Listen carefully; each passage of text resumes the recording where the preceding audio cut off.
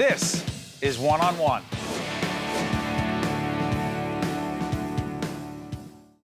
We're here with our friend Julia Quinlan, and you're about to see a video in just a moment, but Julia and her husband fought a heck of a fight. It was 40 years ago that your daughter, Karen Ann Quinlan, was in a hospital, near death, but surviving, and you and your husband made a decision to do what? Because it was so difficult.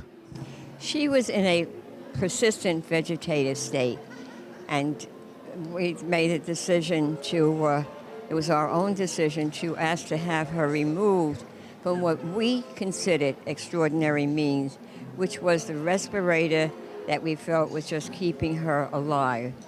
And thankfully, we had a wonderful Supreme Court Justice, Richard J. Hughes, and the decision was unanimous that Joe became guardian of his daughter. So that was 40 years ago. Yeah.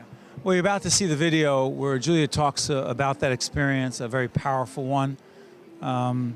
Chief Justice Richard Hughes, in an interview that we did on public broadcasting so many years ago, he told us about that. Our good friend Judge Paul Armstrong also was very involved in the case as well. It's this historic landmark case, the right really to die with dignity case. Take a look at Julia talking about it. She was a very vibrant child.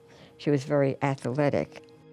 When this happened, as I said, I became aware, I think for the first time, the needs of other people, not only dying, but when they're seriously ill. And it left such an impression on me. And I just kept thinking, there must be a better way to care for the dying than the way that we're doing it now. I am Julia Quinlan, the co-founder of the Karen Ann Quinlan Hospice in memory of my beloved daughter, Karen Ann. Well, hospice was not well known back in 1975.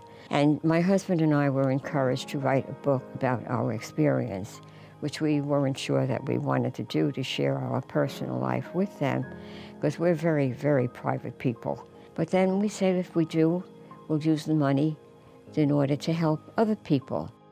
The organization, we started off small. If we had maybe 3 or 4 patients, we were very fortunate, because it was a new concept of care.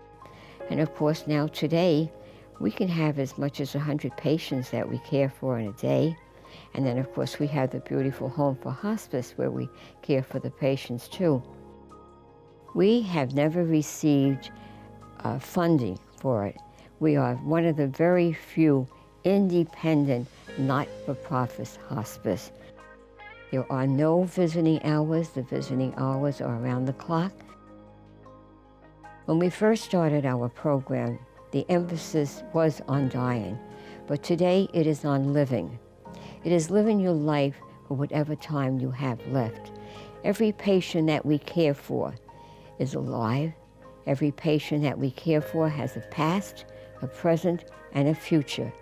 That future may not be the future that they wanted, but we will make that future, whatever time they have left, as comfortable as possible. The hospice is my life's dedication. I've been volunteering ever since before day one when we established the hospice. I will continue volunteering for as long as I can, and probably beyond that. Even if they have to wheel me in or carry me in, I will still do it, because it is my life. It is my life, and it's Karen's life. It's Karen's life. So it isn't just like going to a hospital or maybe, admitting patients or whatever. The hospice is so much a part of my family's life. And so I just keep going and going and going. I'm doing okay for 89. I'm okay.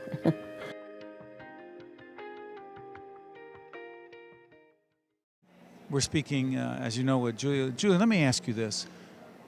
All the work that you've been doing, the hospice work, why is it so important to you? Mary Ellen put it so beautifully. That's my daughter. And someone did ask her that question. And she said, we don't have Karen. I don't have my sister. but we have the hospice in her memory. Every time we talk about hospice, we're talking about Karen. And the whole family is involved. Joe was involved right up to his death. It became my life's dedication, and I work day and night just to make it successful. I help to raise funds. I also raise my own funds by taking speaking engagements, and and whatever I receive. And I'm in the process of writing another book, so that would be dedicated to the hospice also. And you're one of the big winners today at the Russell Berrie Award for making a difference. Were you shocked? Yes, I was. I was fine, not nervous or anything, because I'm used to speaking. But when they eliminated the first 10 or 11, and I thought, oh no, I'm one of the 3. You were the $35,000 winner. $35,000 winner, yes. Mary Ellen and John have it spent already. Your son and your daughter have it spent already? Oh, this is great. What is the message you want to deliver to everybody watching right now when it comes to the question? Because you said it's really not just about death and how you die, but it's about how you live. Yes, it is. When we were going through all this, they kept calling it the right to die. And I always change that. It is the right to live your life up to the very end. When we take care of a patient that is dying, we don't concentrate on death. It is a living person who's had a past, a present, and a future. It may not be the future that he or she would like, but he still has a future, whether it's a week or 2 weeks. We make that patient as comfortable as possible, and we celebrate his life up to the very end. Finally, what did it feel like to be recognized with all these other really wonderful people? They really were. I was just impressed by what they did. And, some of it just seems so simple, and yet it's so important, and it's just wonderful. I'm so thankful that we are honoring people like that, to know that volunteerism is a very, very important part of life. And I'm glad that they recognize it. We have many volunteers in our hospice, and they are a very important part of our hospice. 89 years young, you just keep doing this, huh? I will do it until even beyond not doing it. But it's my life's dedication. When we formed this hospice, I made a promise that I would do, and Joe did too. It would become our dedication, and it has been. And it is my pleasure. I love what I'm doing. You keep your promises, and you make a big difference. Thank you very much, Julia. We appreciate it. Thank you, Steve. Really, I thank you so very much. It's been a wonderful, beautiful day. And to listen to the other honorees, it was just very rewarding to me to be part of one of them. Thank you. Thank you, Julia.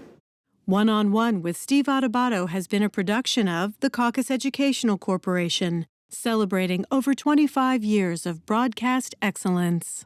Funding for this edition of One-on-One with Steve Adubato has been provided by Investors Bank, the New Jersey Education Association, Verizon, Qualcare Inc., Johnson & Johnson, ShopRite Supermarkets, and by the New Jersey Office of the Insurance Fraud Prosecutor. Transportation provided by Airbrook Limousine, serving the metropolitan New York, New Jersey area.